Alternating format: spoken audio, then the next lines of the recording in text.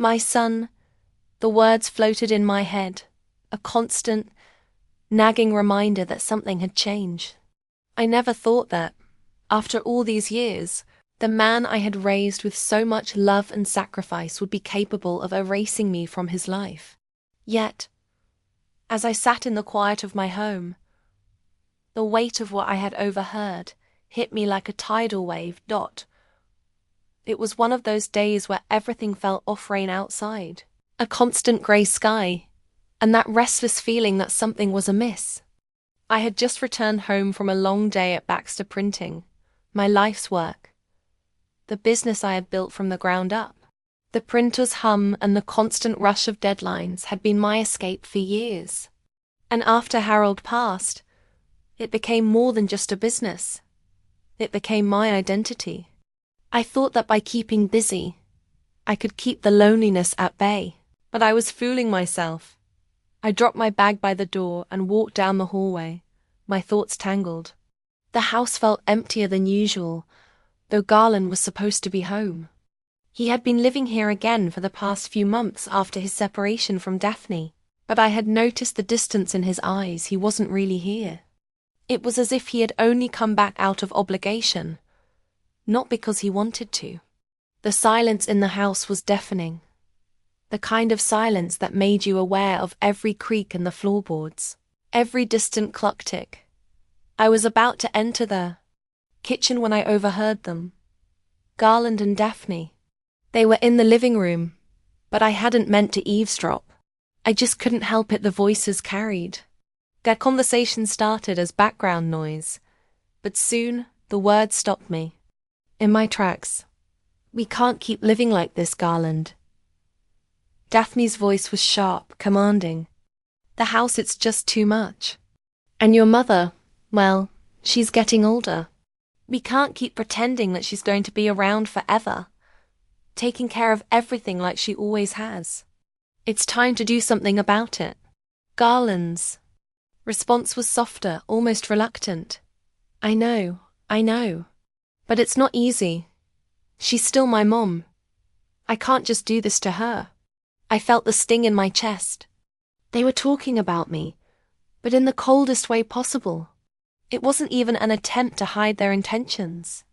No, they were discussing the business of disposing of me, of getting rid of the only place I had left, the place where Harold and I had shared our dreams, where Garland had grown up, where I had poured my heart into every corner. "She won't care," Daphne said, her voice oozing with a kind of sweetness that didn't quite reach her eyes. "We've tried everything, Garland. You know we need the money, and this house will get us what we need. The business is practically worthless now, and it's not like she's going to be able to take care of herself much longer. I'll take care of everything. You just need to make the call." The words burned like fire in my veins. The business is practically worthless now. So, they had already decided my life's work had no value, no worth beyond what they could profit from. My son and his wife had already determined what to do with everything I had worked so hard for, and I wasn't even part of the conversation. "I can't just sell the house, Daphne," Garland said, though there was no conviction in his voice. "It's Mom's. It's all she has left." "Garland," she interrupted, a little too sharply. "We'll give her a nice place and a home. She'll be fine. She's old, and she's never going to be able to live here on her own forever. You know what's best. Let's just sell everything and we'll take care of the rest. It's the right thing to do." I didn't know what hurt more, the fact that they had already planned everything without telling me, or the realization that Garland, my own flesh and blood, was so easily convinced. He wasn't the little boy I had raised, the one who had clung to me for comfort after Harold passed away. No, this was someone else, a man I didn't know anymore. I stood frozen, in place, not daring to make a sound. My heart ached with betrayal, my hands trembled.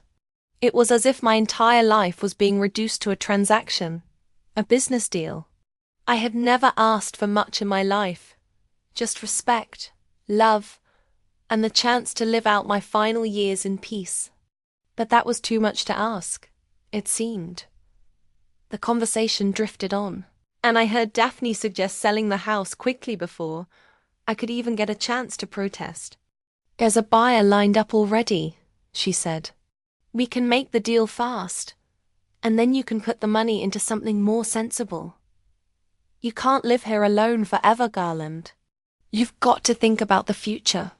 I slowly walked away from the doorway, my feet dragging as I moved to the study. I didn't know what I was feeling anymore: shock, anger, hurt, maybe all of it. But I had always been the strong one, the one who kept everything together. Now, my own son was turning against me, letting his wife control the narrative. I sat at my desk and stared at the papers that had been my life for so long, my business plans, the blueprints of the company that I had built from nothing. I couldn't just sit there and let them erase me from my own life. I had to act, but how? The rage inside me was too much, too overwhelming. They didn't even see me. All I had ever wanted was for them to understand how much I had sacrificed to make sure they had everything they needed. And yet, here I was forgotten, dismissed, reduced to nothing more than a source of money. I decided then that I would leave. I wouldn't wait for Garland to make the first move. I would go. I would disappear before they could finish what they started. They wanted the house. They could have it. They wanted the business. Let them try to run it without me. But they wouldn't. Get me not without a fight. That night, I packed a small bag.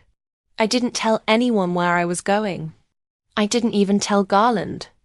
I left quietly, in the middle of the night, just as I had always done when I needed to escape something too painful to face. As I walked out of the door, leaving everything behind, my house, my business, my life, I knew one thing for sure.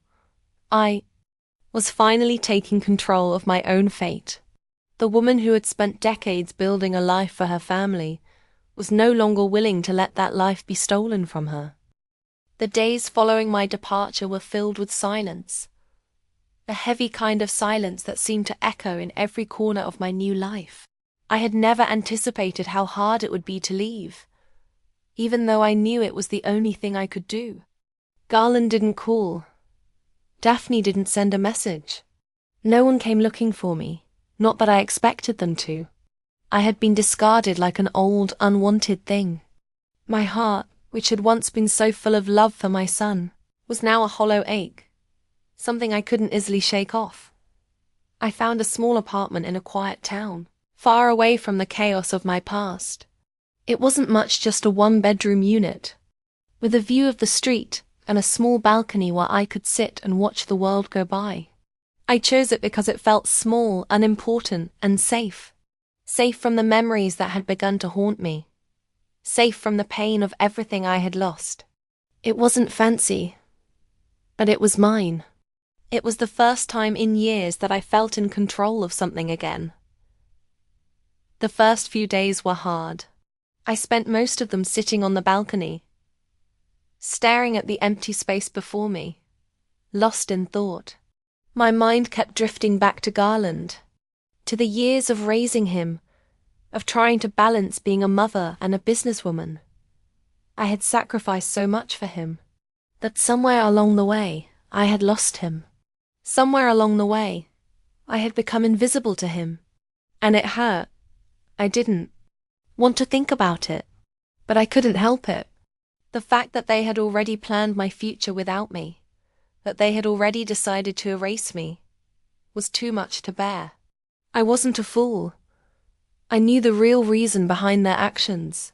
The money, the business, the house, everything they wanted, everything they needed, was just a means to an end.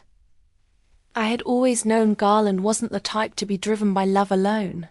He had always been practical, always thinking ahead, making sure his future was set. But this was different. This was not about ensuring a good future for himself. It was about eliminating the past, about erasing me. so that he and Daphne could take control of everything I had worked so hard for. And it made me question everything: the sacrifices, the late nights at the office, the long hours spent away from home. What had it all been for if it was all going to be taken away so easily? As the days turned into weeks, I started to settle into my new routine. I went out for walks in the morning, found a cafe where I could read the newspaper, and even met a few people in the town. They didn't know who I was or where I had come from, and for the first time in a long time, I appreciated the anonymity. I wasn't just Sophia Baxter, the successful businesswoman, anymore. I was just Sophia. But despite the peace I tried to create for myself, something was always missing. I missed the hustle of my old life, the sense of purpose that came from running my business. I missed the sense of connection, even though it had often felt shallow and strained. Most of all, I missed the family I once had, or at least the illusion of it. I missed the moments when Garland was little, when he needed me, when he looked up to me. Those moments seemed so far away now, buried under layers of hurt and disappointment. One morning, about a month after I left, the phone rang. It was Terence, my old friend and lawyer. I had always trusted him. He had been by my side through every major life decision, and he was the only one I had shared the details of my departure with. "Sophia," he said, his voice tinged with concern. "I've been trying to reach you. Garland called me yesterday. He's trying to find you. He wants to make things right." I was silent for a long moment, the words sinking in. Garland wanted to make things right. It was almost laughable. How could he make things right after everything he had done? After everything Daphne had convinced him of? "What does he want, Terence?" I asked, my voice barely above a whisper. "He's asking about the house, about everything you left behind," Terence said, sounding almost as confused as I felt. "He's trying to make amends, but I'm not sure it's for the right reasons." I closed my eyes, trying to process what Terence had just told me. Garland wanted to make things right? Was this genuine remorse, or was he just trying to salvage what he could from the wreckage? The anger in me flared again, but this time it was sharper, colder. He wasn't going to manipulate me anymore. I had spent too many years letting him manipulate me. "I can't go back, Terence," I said, my voice thick with emotion. "I can't just pretend like everything is okay. What he and Daphne did, it's unforgivable. They erased me from their lives without a second thought." "I understand," Terence said softly, "but Garland is your son, and he's reaching out. I don't know if he's truly changed, but I think you deserve to hear him out." The conversation ended with me feeling more confused than before. Garland's attempt at reaching out brought all the old feelings rushing back: guilt, sorrow, anger. But most of all, it left me with a nagging question. Why now? Why was he finally reaching out? Was it because of the business? Or was there something deeper? I sat with those questions for days, unable to make a decision. Should I let him back into my life? Could I? But each time I thought about Garland, I felt a surge of pain that I didn't know how to release. His face, his voice, it all felt so distant now. And the more I thought about it, the more I realized that maybe it wasn't about him anymore. Maybe it was about me, Dot. I was tired. Tired of being manipulated. Tired of being the one who gave and gave until there was nothing left. I had spent so many years trying to be the perfect mother, the perfect provider, the perfect businesswoman. But in the end, none of that mattered. Garland didn't need me anymore. He had moved on, and maybe, just maybe, I could too. The thought of cutting him off completely made my heart ache. But it was the only choice I had left if I wanted to protect myself. The anger I felt was justified, but the sadness was suffocating. I had given him everything, and in return, he had taken my love for granted. That evening, as I sat on the balcony of my apartment, I made a choice. I wouldn't go back. I couldn't. But I wouldn't close the door entirely either. I would wait, let the dust settle, and let Garland prove whether his intentions were sincere. But I was done letting him control me. This time, I would be the one in control of my future. The weeks dragged on after my conversation with Terence, and Garland's silence gnawed at me. Despite the letter he had sent, despite the apology, I couldn't shake the feeling that his remorse was driven more by guilt than genuine love. After all, he had never really taken responsibility for his actions before. Why should this time be different? Still, a small part of me held on to the hope that maybe, just maybe, he had changed. But as time passed, that hope started to fade, and the reality of the situation set in. I spent my days in quiet contemplation, reflecting on everything that had led me to this moment. I had left behind a life that I had built with blood, sweat, and tears. The business, the house, everything that once felt like a part of me now felt like nothing more than a memory, a burden that I had been forced to leave behind in search of something I could no longer define. The silence of my new life was deafening. At first, but gradually, it became a comfort. I no longer had to pretend to be the perfect mother, the perfect businesswoman, the perfect anything. In this small town, I could just be Sophia. The days passed slowly, but I started to find small pleasures again: morning walks around the town, where the streets were quiet and the air crisp. Afternoons spent in the little cafe I had discovered, reading books I hadn't had the time for in years. I felt like I was reclaiming parts of myself I had forgotten existed. I started to feel like a person again, rather than just a role to be played. But despite my newfound peace, the questions still lingered. Where was Garland? What had happened to him? To Daphne? I had been so focused on my own healing that I had ignored the gnawing curiosity about how they were doing. I remembered the day I left, the way I had packed up my life without a word, without a single goodbye. Garland never came after me, never called or texted to check on me. The only contact I had from him was the letter, and it felt hollow, like it was written more out of obligation than out of love. One afternoon, just as I was starting to feel like myself again, Terence called me. "Sophia." His voice was tight with emotion. "There's something you need to know." I froze. "What is it, Terence?" "It's about Garland," he said.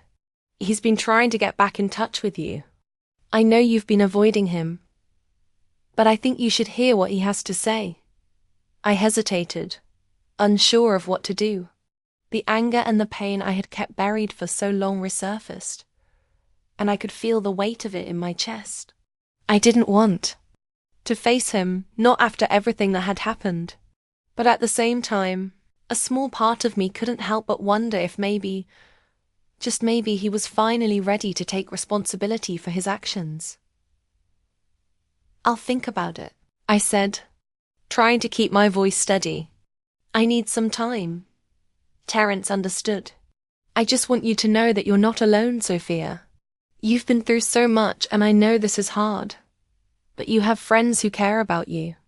We're here for you." I thanked him, and we ended the call. But his words stayed with me. "You're not alone." I wasn't sure what that meant anymore. Could I really trust Garland again? Could I open myself up to him, knowing that he had hurt me so deeply? The next day I made a decision. I couldn't keep living in the shadows of the past. I couldn't keep hiding from the people I had loved for so long, no matter how much they had hurt me. It was time to face Garland. I called Terence and asked him to arrange a meeting. A small part of me dreaded it, but a bigger part of me knew it was time. I couldn't keep running away from what I had built, both the good and the bad. It was time to stop being afraid of the confrontation that had been haunting me. The day of the meeting, I was a bundle of nerves. My palms were sweaty, my heart racing in my chest. But as I made my way to the cafe where we had agreed to meet, I reminded myself that I wasn't the same person I had been when I left. I had changed. I had grown stronger. When I walked into the cafe, I saw Garland sitting at a table near the window. He looked different, older, wearier, but still familiar. The same dark eyes, the same features that had once been my whole world. My heart skipped a beat, but I steadied myself. This wasn't about the past anymore.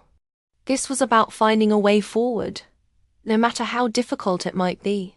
"Mum," Garland stood up as soon as he saw me, his voice cracking slightly. "I'm so sorry." I nodded, but the words didn't come easily. The last time I had seen him, I had left without a word. I had felt like I couldn't face him, couldn't bear the betrayal. Now, I wasn't sure if I even wanted to hear his apology. He sat back down and gestured for me to do the same. "Please, Mom, sit. Let me explain." I sat down slowly, my eyes still locked on him. He looked older than I remembered, and the lines of stress and worry on his face made him seem less like the boy I once knew and more like the man he had become. But there was something else, something vulnerable in his expression that made me hesitate. "I know I don't deserve your forgiveness," he began, his voice barely above a whisper. "But I need you to know that I am sorry. I was selfish, Mom. I didn't understand what I was doing. And now I see how much I hurt you." The words were simple, but they hit me like a wave. Was this real? Was this the son I had raised, finally realizing the extent of his actions? Or was it just another attempt to manipulate me into forgiving him? "I've been a fool," he continued, "and I've hurt you more than anyone ever should. I've tried to reach out before, but I knew it was too late. But I want to make things right. I want you in my life again, Mom." I was silent, my heart battling between the pain of what he had done and the hope that maybe, just maybe, this apology was real. But I had been hurt so much before. Could I really believe him? Could I trust him again? Garland's eyes were pleading with me, and for the first time in a long time, I saw a flicker of the son I had once known. I wasn't sure if it was enough, but I knew one thing for sure. I wasn't the same person I had been when I left. I had learned to live for myself. I wasn't going to let him erase me from my own life again. But I also wasn't going to let this opportunity slip away without understanding where it could lead. "I don't know if I can forgive you yet," I said quietly, my voice trembling slightly. "But I'm willing to try. I'm willing to listen. That's all I can give right now." And for the first time in a long time, I felt a sense of possibility. Something I hadn't felt in years. Maybe there was a way forward. Maybe we could find a way to rebuild what had been broken. But it wouldn't be easy. And I knew that it was up to Garland to prove he meant it. That he was truly ready to be the man he should have been all along.